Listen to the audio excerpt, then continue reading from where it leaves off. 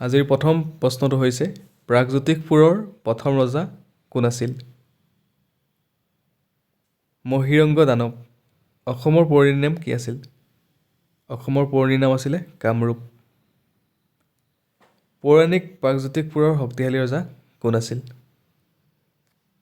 Narakasur.